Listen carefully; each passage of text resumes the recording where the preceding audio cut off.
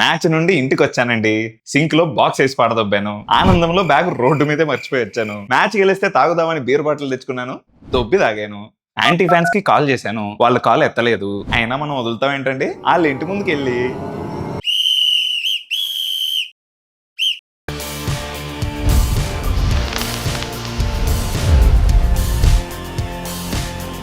ఎంత కంగారు పడిపోయారా మన ఫ్యాన్స్ పాపం.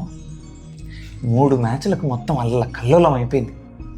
ఏదైనా భలే ఆడారురా, భలే గెలిచారు మన వాళ్ళు. అలా ఉండాలి, అలా ఉంటే చాలరా, ఆ తర్వాత ఏదైనా. అది గది చూడు, అక్కడ ఒక శాంసంగ్ ఫ్యాన్ ఉన్నాడు, అక్కడ ఒక క్లాసన్ ఫ్యాన్ ఉన్నాడు, ఒక గైక్వాడ్ ఫ్యాన్ ఉన్నాడు, ఒక అభిషేక్ ఫ్యాన్ ఉన్నాడు. ప్రతి ఒక్కటి దందాపన ఒకటే, దేవుడా ధోని వచ్చేలోపు మేము గెలవాలి, దేవుడా కమిన్స్ వచ్చేలోపు మేము గెలవాలి అని. అదంతా చూసి అత్యాస అనుకుంటామే, అది అత్యాస కాదే. మనం మంచోళ్ళం రా, మనోళ్ళు అంటేనే మంచోళ్ళు.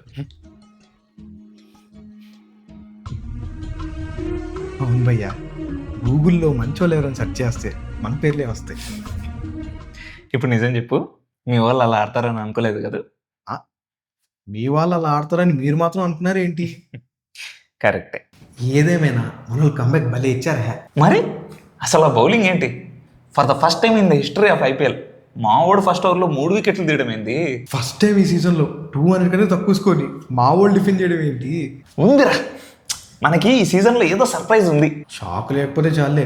అయినా నెక్స్ట్ మ్యాచ్కి మా తల ధోని వచ్చేస్తాడు అంటున్నారు. ఆయనే అంతా చూసుకుంటాడు, మేము కూడా టాప్ 4లోకి వచ్చేస్తాం. మా ప్యాట్ కమిన్స్ కూడా వచ్చేస్తే సెట్, టాప్ 4లోనే కంటిన్యూ అయిపోతాం. మన బౌలింగ్ కనుక ఇలానే కంటిన్యూ అయితే టాప్ 2లో మనమే ఉండొచ్చు. నీ నోట్లో లెగ్ పీస్ ఎట్టా, ఎంత మంచి మాట చెప్పేవరా, కుమ్మేద్దాం. అండ్ మన ఆడియన్స్కి చిన్న రిక్వెస్ట్, మంచిగా అందరూ చూస్తున్నారు బట్ సబ్స్క్రైబ్ ఎవరు కొట్టట్లేదు. Please subscribe to our channel. ఇప్పుడు వెంటనే వెళ్ళి సబ్స్క్రైబ్ కొట్టి ఆ తర్వాత వీడియో కంటిన్యూ చేయండి. లైక్ కూడా చేయండి. మా వీడియోకి ఒక 1000 to 5000 లైక్ ఎక్స్పెక్ట్ చేస్తున్నాను నేను. So please like and subscribe కొట్టి ఇప్పుడు మళ్ళీ వీడియో కంటిన్యూ చేయండి. మొత్తానికి SRH CSK RCB fans full జోష్ మీద ఉన్నారు భయ్య. ఇప్పుడు ఐపీఎల్కి ఒక గ్లో వచ్చేసింది. ఈ లిస్ట్లోకి ఎంఐ జాయిన్ అయిపోతే game of thrones season start అయిపోయినట్లే.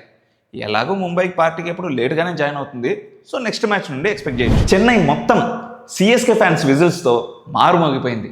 Home కండిషన్స్ని పర్ఫెక్ట్గా యూజ్ చేసుకోవడంలో సిఎస్కేకి మించిన టీం ఏదీ లేదని ప్రూవ్ చేసుకుంది. సంజు చేట ఫామ్లోకి రావడం, ఆయుష్ మాత్రమే ర్యాంపేజ్ కంటిన్యూ చేయడం, బౌలర్స్ బ్యాట్స్మెన్కి చుక్కలు చూపించడం, సిఎస్కేకి అన్నీ మంచి శకునాలే. కాకపోతే గైక్వాడే ఇంకా ట్రాక్లోకి రాలేదు. కెప్టెన్ కాబట్టి ఈయన్ని తీసేసి వేరే వాళ్ళని పెట్టే ఆప్షన్ కూడా లేదు. సో సచ్చినట్టు మనోడే సార్ట్ చేసుకోవాలి. ఫినిషర్స్ కూడా ఇలా ఉంటే కష్టమే. ఓకే ఓకే ఓకే ఈరోజు సిఎస్కే గెలిచేసింది కాబట్టి దీని గురించి పెద్దగా డిస్కషన్ అవసరం లేదు. కాకపోతే మాట్లాడుకోవాల్సింది కేకేఆర్ గురించి.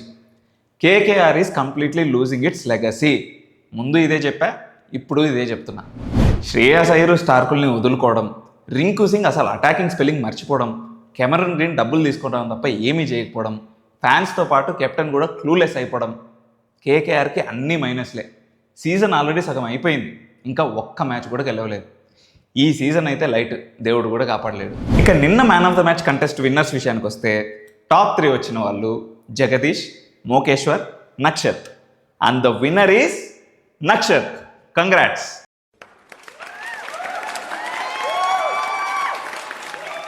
మీరు కూడా ఇలా విన్ అవ్వాలి అనుకుంటే కింద కామెంట్ సెక్షన్కి వెళ్ళి పిన్డ్ కామెంట్లో గూగుల్ ఫామ్ లింక్ ఉంటుంది, అది క్లిక్ చేసి ప్లేయర్స్ని సెండ్ చేయండి.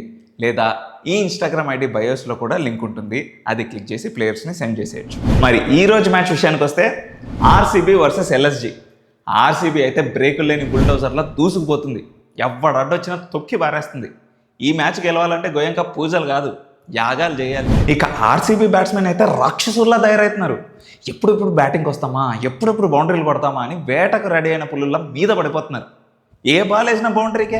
ఈరోజు చిన్న స్వామిలో చితక్కొట్టడు పార్ట్ 2 పక్కా.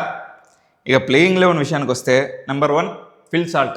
లాస్ట్ మ్యాచ్లో మంచి స్ట్రైక్ రేట్తో 78 కొట్టాడు, చుక్కలు చూపించాడు బౌలర్స్కి. నెంబర్ 2 విరాట్ కోహ్లీ. మంచి హాఫ్ సెంచరీ కూడా కొట్టాడు లాస్ట్ మ్యాచ్లో, బట్ కొంచెం ఫీవర్ ఉన్నట్టుంది, సెకండ్ ఇన్నింగ్స్లో ఫీల్డింగ్ చేయలేదు. ఈ మ్యాచ్ ఆడతాడో లేదో చూడాలి, బట్ ఆడతాడనే అనుకుందాం ప్రస్తుతానికి. Number 3 Devdutt Padikkal. Last match గింజుకు పోయింటాడు, నేను వెళ్తా కొడతా అని, బట్ ఆయనకి ఛాన్స్ ఇయ్యలేదు లాస్ట్. రజత్ పటిదర్ వచ్చేసాడు. So number 4 Rajat Patidar super ఫామ్లో ఉన్నాడు భయ్య. అసలు కెప్టెన్సీ ఇన్నింగ్స్ ఆడుతున్నాడు, ఒక రేంజ్లో ఆడుతున్నాడు.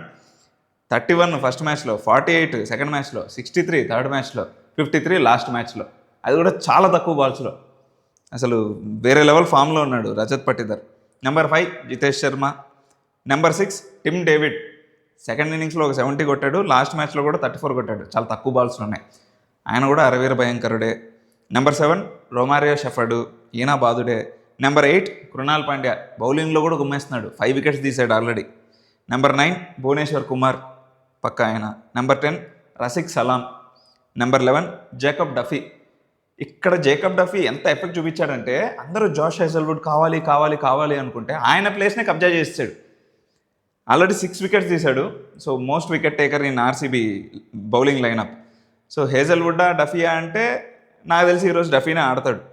Number 12 Suyash Sharma. So this is playing 11 with impact player. చాలా డేంజరస్ ఉంది కదా. ఇక ఎల్ఎస్జీ ప్లేయింగ్ 11 విషయానికి వస్తే number 1 Mitchell Marsh, bad form. Number 2 Aiden Markram, కొద్దో గొప్ప కొంచెం బాగానే ఆడుతున్నాడు ఓపెనింగ్లో, ఈయన ఒకడే. నెంబర్ 3 రిషబ్ పంత్, హైదరాబాద్ మ్యాచ్లో బాగా ఆడాడు, బట్ ఆ తర్వాత పెద్దగా ఎఫెక్ట్ చూపించలేకపోయాడు. నెంబర్ 4 ఆయుష్ బదోని. నెంబర్ 5 నిక్లస్ పూరన్, ఈయన కూడా చాలా బ్యాడ్ ఫామ్లో ఉన్నాడు. అసలు మార్షు పూరన్ బాగా ఆడకపోవడం ఎల్ఎస్జీకి main minus. Number 6 Abdul Samad, ఎప్పుడు ఆడతాడో తెలీదు. నెంబర్ 7 ముకుల్ చౌదరి, ఒక మ్యాజిక్ ఇన్నింగ్స్ చూసాం, అలాంటిది ఏమన్నా ఈరోజు రీక్రియేట్ చేస్తాడో చూడాలి. Number 8 George Linde. Number 9 Mohammed Shami, Hyderabad మ్యాచ్లో చూసాం ఎంత డేంజరస్గా బౌలింగ్ వేశాడు, అండ్ 4 వికెట్స్ కూడా తీశాడు ఇంతవరకు సీజన్లో.